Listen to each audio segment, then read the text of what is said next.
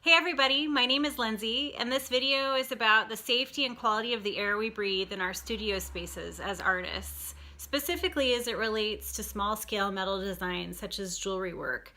I'm a silversmith and I'm the owner of Designs by Lynsey Richelle Jewelry, and you can find my work at lynseyrichelle.com. I'm so very grateful for this opportunity to be an artist, and one of the things that's near and dear to my heart as a part of this special community is helping each other out along the way. And I think one of the great ways we can do this as artists is by sharing knowledge. So this video is some things that I really wish I knew when I was just starting off setting up my own studio space. But it's also great if you've been doing this for a long time to revisit some of the things that you do as your safety measures, make sure everything is as safe as possible. We deal with a lot of materials as artists that are potentially hazardous, and to be able to make our art for a long time to come, it's vitally important that we deal with them in the safest way possible. This video is really basic. It's just some of the common things that I run into and some of the solutions that I've come up with. So please do your own research and look into things that are specific for your studio space and that might work best for you, and just use this as a jumping off point to make your own space safer. So welcome to my studio.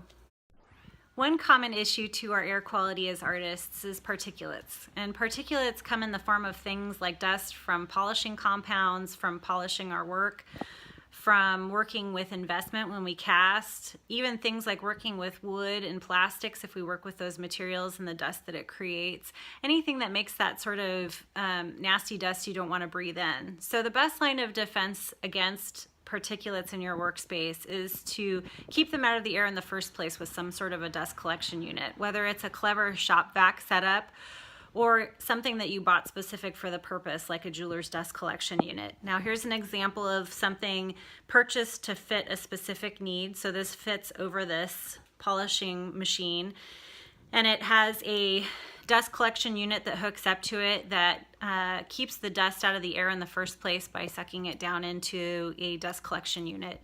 You can also make something for a specific purpose if you need to do that. I have a little cookie jar set up here that's got holes cut out of it that's also hooked up to my dust collection unit, and I use that for polishing small items. So best line of defense is to keep the particles that are potentially harmful from entering your air and off your surfaces in the first place.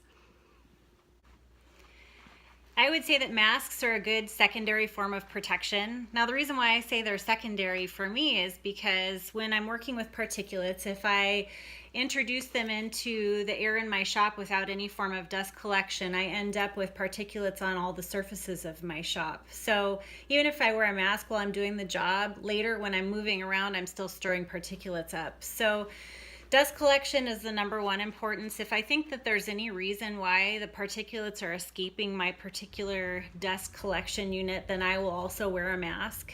There's different masks for different jobs. For example, when I'm mixing investment, I definitely wear a respirator that's made for that purpose. They're rated differently, so look at the manufacturer's ratings based on the job that you're doing and make sure that the mask that you're wearing is appropriate for the work you're doing. Another way to keep your air safe in your studio is to be clean. If you've noticed that you have some dust that's escaped your collection systems, then the best thing you can do is to clean it up immediately. I have a little vacuum cleaner that's dedicated just to that purpose, but keep in mind that some particulate will probably become airborne as you're cleaning, so wear a mask. One of the other airborne hazards that I face as an artist is chemicals. And one of the most common ones for me is solder fumes. Now, good ventilation in your workspace is really important, but that can only go so far when it comes to airborne chemicals. And sometimes that's not even an option in our workspaces. So we have to come up with another solution for dealing with airborne chemicals in our work environment. I want to share with you a solution to solder fumes that I'm absolutely loving, but before I do that, I want to switch gears a little bit and tell you how my solder fume extraction system came about. Now, I applied for a grant with a wonderful organization called CERF Plus, and I am honored and grateful to say that I received the grant and that it went towards purchasing a HACO solder fume extraction unit, which I absolutely love. Now, let me tell you a little bit about CERF and the work that they do. CERF's mission is to serve artists who work in craft disciplines by providing a safety net to support strong and sustainable careers, according to their website. CERF's core services are education programs, advocacy, network building, and emergency relief. Through them personally, I was able to vet insurance companies, to look at educational videos, and to apply for and receive this grant for this fume extraction system. Their website has a lot more information at cerfplus.org. So back to my solution for solder fumes in my own workspace. I read a lot of reviews and watched a lot of videos and decided on this Hacko solder fume extraction system. It has tubing that has memory to it, so you can adjust it around your workspace and it'll stay put. It has a section that pulls the air through a series of filters. You can hear it fire up there. It's not very noisy either, but I mounted it under my workbench just to cut the noise down a little bit. And it truly works great. Breathing in chemical fumes is horrible for your health, so finding a way to deal with them in your studio is necessary. And there's a lot of ways and videos on how to do this, so find one that works for you and keep yourself healthy and safe. So one last thing I want to leave you with as a consideration for increasing the air safety in our studio space is, where you can, replacing chemicals with less hazardous options. For instance, in my own studio space, I replaced the polishing compound that I use with a silica-free one that has a water-soluble base. And the polishing compound that I'm using is called Luxie, and according to the company, you can use less of it too, so it releases less particulate into the air. So silica-free is definitely a better healthy option for polishing compounds. A second thing that I've done, and I know that there's people on both sides of the fence on this, and that's totally okay, but for me, for my own studio space, I have changed the pickle that I use to salt and white vinegar. And you don't want your pickle to overheat and steam, but if it happens to, salt and white vinegar makes my space smell like pickles.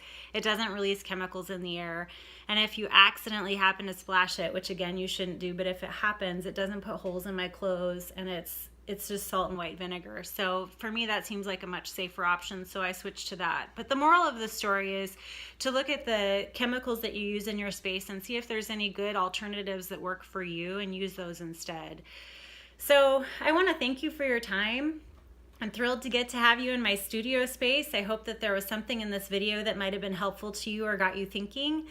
And you can find my work again at lynseyrichelle.com. It's LYNSEYRICHELLE.com. And you guys, here's to happy and healthy creating. Thanks so much.